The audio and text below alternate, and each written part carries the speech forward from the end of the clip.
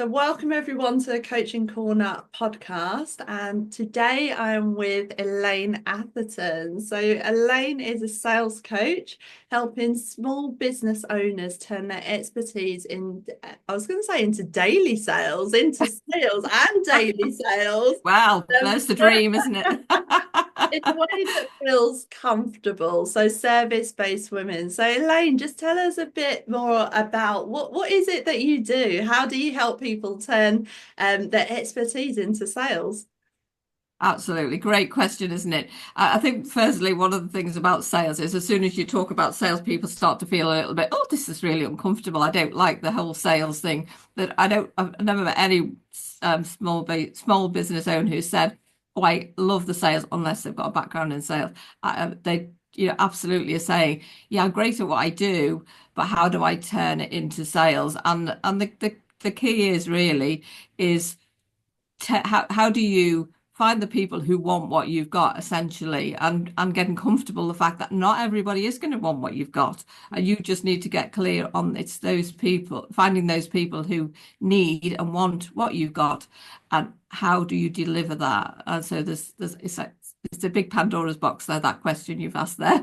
but it's but yeah, but to be continued, I think we'll say on that one, definitely.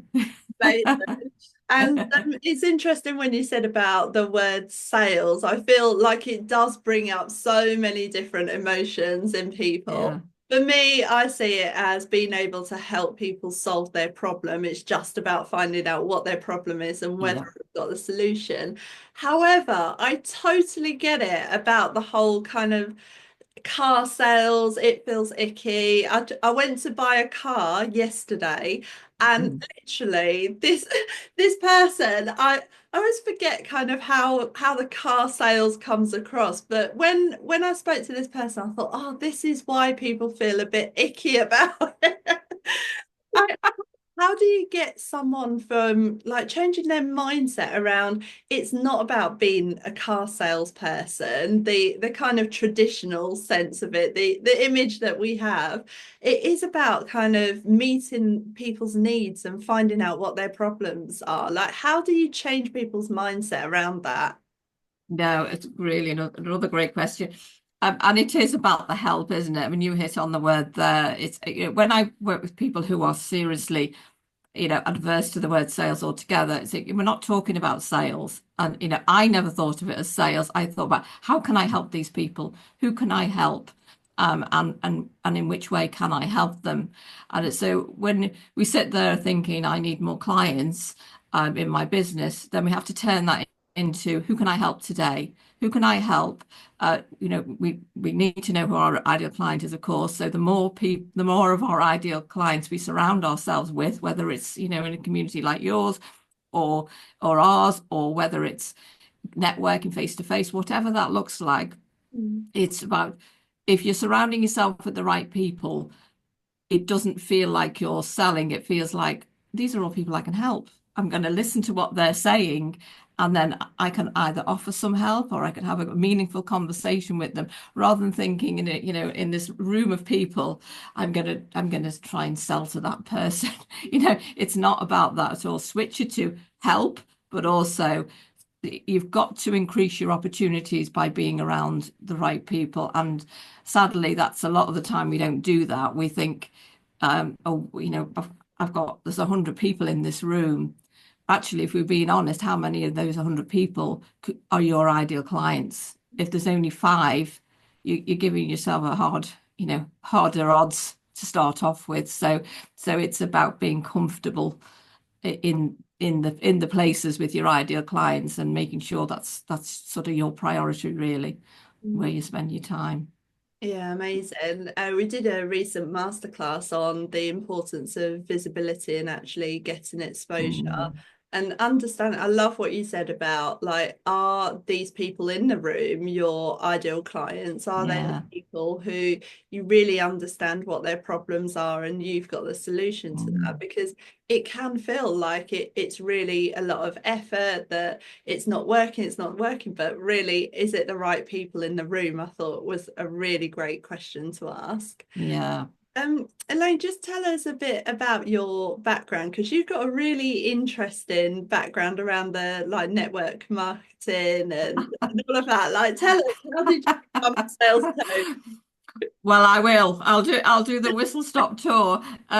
So I was a mum at home. I'd worked in banking for years. So at that time in banking, it wasn't salesy at all. It was very much about helping people. And then I entered the network marketing world when my children were really young. So I just wanted something that had got me out the house, use my brain a little bit. So I ended up working with the absolutely beautiful body shop, which is just was just amazing, real joy.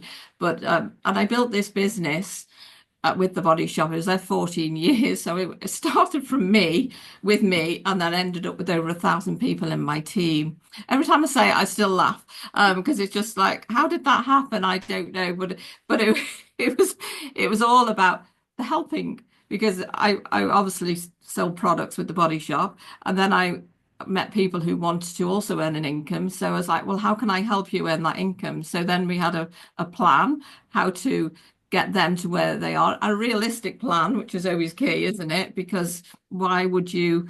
So if somebody said I want to earn £3,000 a month, but they've got an hour a week, I think, there might be a problem. So it's like, how can we work this plan to work with your lifestyle and whatever's going on? So and I absolutely loved that. So yeah, so I went from strength to strength really, but eventually I just had to walk away. I just burnt myself out. I needed that space, which I always had in my mind. Then I would go on to coaching small businesses, but actually interestingly service-based businesses because I've sold product and I've sold services. And personally, I think there's more challenges selling a service because it's not a tangible thing. So I think it comes with its own complexities a little bit, really.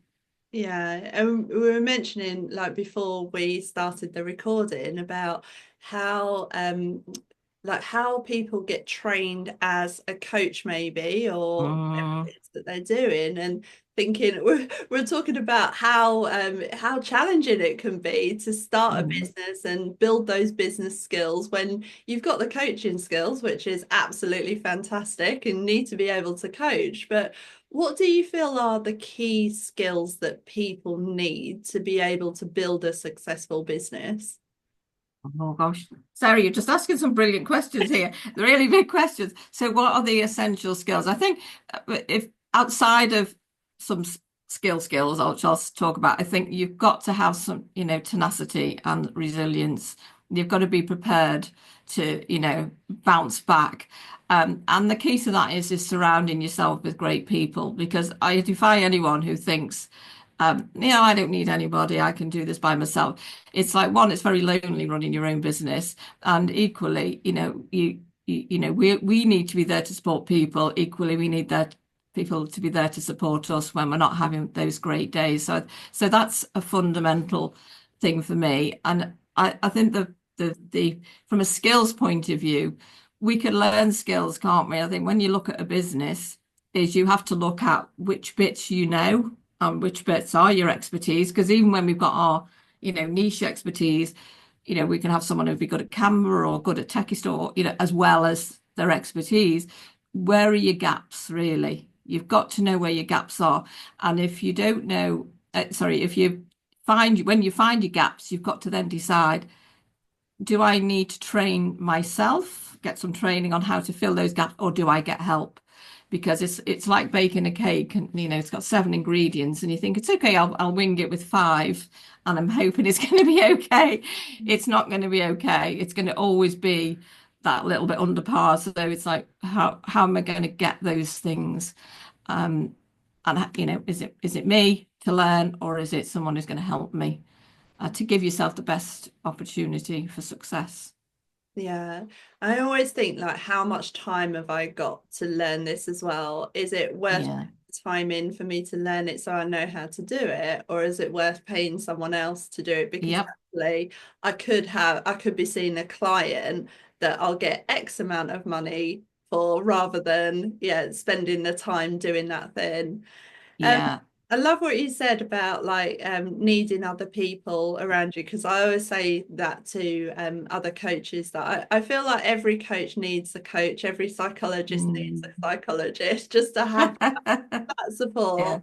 And now that I'm thinking of support, it just reminds me of the pillars that you mentioned before. So yeah, tell us a bit about the pillars that the pillars of business, successful business. yeah, absolutely. So the fundamentals for me are, um, and it can be in it. The first two can be in either order. I'll explain why I'm going to say that. Really, is who you're helping and how. So for example, it's if you don't know who you're helping, that is a challenge. But actually, you might know uh, the help that you want to give. So, for example, if I'm sort of focused on a certain area, then I think, well, like this is what I want to do, and I totally can help people achieve this. And actually, I can look at the people who need that help, and it could be a vast range of people. So it could be people in all different sectors, but actually, the thing I'm doing is that. And the people can be in different sectors. So that's you've got to be really clear on that. Or you could flip it the other way around and it could be I am absolutely helping teachers because I know teachers, my background's teaching, for example. I want to help teachers. So I now need to know what is the help that teachers need in that area. Obviously, I've got my expertise. I just need to know what's the bit that's most urgent for them so that I can plan my business around that. So those things are really really key. So, and then the next one is like, what outcomes are you providing? So you sort of you've got you know who they are, you know what sort of help they need, but actually, what is the tangible thing that they're going to look at and say, yeah, that is me. That is absolutely me. That is what I need, and that's the sort of help I need. Now, and one of the things I always say to people is don't use your words when you're talking about your outcomes. Use the words of the people who are sharing it, because what we the natural thing for us to do is think, oh, that's what they've said, now Yeah. I'm going to put it into my way. And actually no, it's not that. It's because people scroll through and say, oh, look, that's me, that's exactly me. So you need to use the word of your buyers, as I like to say. And then the fourth one is, where are you going to find these people? Mhm. Where are they? And by that, it's like, are they online, are they in groups, are they where are they? Are they other people's audiences that I can also help? So are we both working with the same type of client? Is that my route? Yeah, and there won't be just one route, but you've got to get clear on where you're going to find them, because there's no point in going to one type of networking when, as I've just said before, there's 100 people and only 5 people are people you could help. So Mm. you've got to really hone in on that and be quite brutal. And the way I'm brutal with somebody was with me years ago is color coding my calendar. I used to color code my calendar and see what I was doing, what was working, what wasn't, how much I was marketing, how much I was actually physically working with people, and what that looked like. And then in a month's time, think, I've been there now 4 times. Have I got anything from that? No, Mm. I haven't. Then I have to think either I'm saying things wrong, or actually it's not the right place for me to find my clients. So Mm. those are the 4 pillars. I love that. I love what you said about using the clients or prospective clients' words as well. Yeah, And that I constantly bang on about with the NLP and how important the language is. yeah, Because it's interesting. Like someone could say, "Oh, I've got a big problem," and we could say, "Well, you've got a large problem," and we could totally break rapport with that person yeah, and not land it when we think it means the same thing, but it means something very different to people. yeah, yeah. I've got something that came to me just then. I thought, I wonder what advice Elaine now would give to Elaine, like when you first started your career, like looking back, because you've been so successful on the journey that you've been on. Is there anything that you would change, like looking back at where you started, where you've been, how you've grown everything, had your team, everything? Like anything you do differently, any advice you'd give your younger self? Oh gosh, that's another good question. I think you've done this before, Sarah. All these questions you're asking here. So yeah, I think for me, it not so much now, but years ago, is reach out for help when you need it. I think, I certainly can be guilty of, ploughing on. I am a bit of a, I like to have an understanding of something even before I pass it on person anyway. It's just my nature. But actually, yeah, there was things that if I'd have asked for more help, I think the challenge is when you, which I think we've all been there, you seek help, you think you found it, and then you actually realize it wasn't the right help. But you only know what you know, don't you? And you can Yeah. spend a lot of money on the wrong help and the wrong support. And equally, sometimes we grow out of the support we're getting and we need different support. So, yeah, it would definitely be around help and support, I would say. I love that. And we'll go on to Mm. in a bit like how you support people with their businesses as well. Just one thing that you mentioned earlier, I just want to go back to before we like finish off, is this idea of like the service-based versus the product-based business. And I think you mentioned that it's more challenging to sell the service versus the product. Like, what advice would you give people, apart from what you said about like having like tangible outcomes, using the client's words so that it resonates with them? Like, what other advice would you give, like when you're trying to sell a service that might not feel so tangible versus a physical product? Yeah, well, this is it, isn't it? Is it with the service, it because there's layers of it. Of firstly, we create a service and deliver a service because we know people need it, and sometimes with a service, the potential client they don't know they need it. So the only way it's or they don't know they need it in the guise that we're sharing it. So so we've got to get that ultra clear on the outcomes, which I've said, obviously, and using the words that they use. So really, as a service provider, you you've got to even more so get clear on who your ideal client is, because if you don't, it's if I was selling, obviously I have sold creams and beautiful things like that. I don't, I'm standing up in front of a room full of people. I don't know who needs what. I just know this beautiful. So I describe the product, and the people in the room would, some would say, "Oh, I want that," and I have no idea other than looking, visually at people that are obviously feeling engaged. I have no idea. With a service, it's our words that are massively important, because we've got to tap in to what people are thinking and feeling, because people buy with emotion. So therefore we have got to have that, it's a bit like having hashtags, isn't it?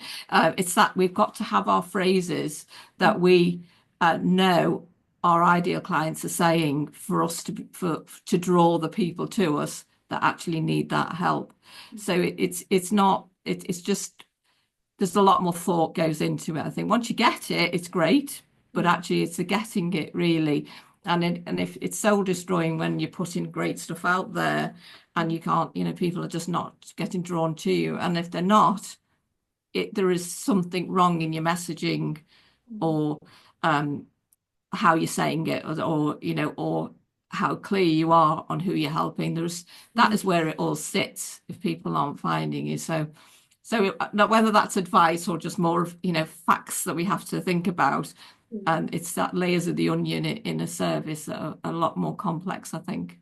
Yeah, definitely. And you mentioned Mm. before about like needing, like one of the skills being resilience. I find that is a key a key thing when starting your own business, because I think people buy from their energy as well. Like if you create an Mm. energy that people want to be in, like people will buy from you. And it's so challenging to keep that energy up if you feel like you're getting knocked back after knockback. So I feel Yeah, like resilience is absolutely key. yeah. Um, so Elaine, just tell people like how can you help people and where can people find you for that help? Yeah.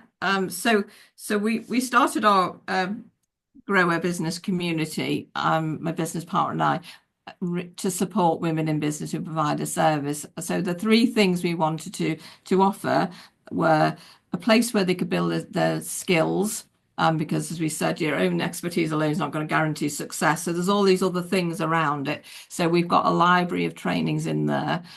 We've got a networking, and we've also got a platform, like a membership platform, so people can ask questions. So that's called Grow Her Business. So Grow Her Business is my passion, and Judith, my business partner. It's our passion to help people or help women on that journey to just have it a bit easier than we did. Because we honestly didn't believe, either of us, when we started our own businesses with our own expertise, we thought this is going to be not easy, but we thought it was going to be easier than it was, put it that way. And the stark reality of all of those things was very scary. So Grow a Business is our company name. So that's where you'll find me. I'm also on LinkedIn. I'm on LinkedIn way too much, but every day anyway. You will always find me on there. And I'd love to connect with people, even if it's just to ask questions. Yeah, that would be amazing. And there is one thing I miss, Sarah, was Okay. actually another great skill is listening in business. Yeah, we have to get good at listening, because our discovery call questions are all should all be geared on understanding how we can help that person. So listening is a big skill, isn't it, as well, or a requirement, definitely. Yeah, I could go in so many different directions. Especially now that you've mentioned discovery call, it's really interesting just thinking about the discovery Mm, call, because some people think like discovery call, sales call, I've got to sell them something, like yeah, it's me doing the talking, I need to convince them. yeah. I'm like, no, stop.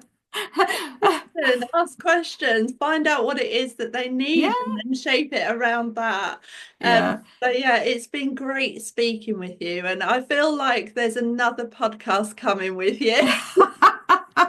Well, there's definitely one on Discovery course, let me tell you, because I absolutely was rubbish at them. Considering I'd recruited thousands of people, it was like when I started it for myself, I was like, I couldn't have got that any more wrong.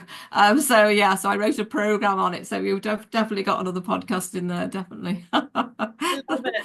And Elaine will put your links and everything down below on the description of the podcast and YouTube episode as well. Yeah, anything that you feel like we've missed or you wanted to cover, Elaine? Don't think so. I don't think so. I mean, obviously, yeah, thank you to you for having me on here. It's been brilliant. And I'm following your progress with in awe of, how big you've gone from naught to 18,000 is amazing. Brilliant. I thought you were going to say miles per hour then. 18 miles per hour, it feels like. Oh, brilliant. Well, thanks for Oh, joining us, Elaine, and thank you everyone for tuning in and listening. And we will see you again soon. Thanks, Elaine. thanks, Sarah.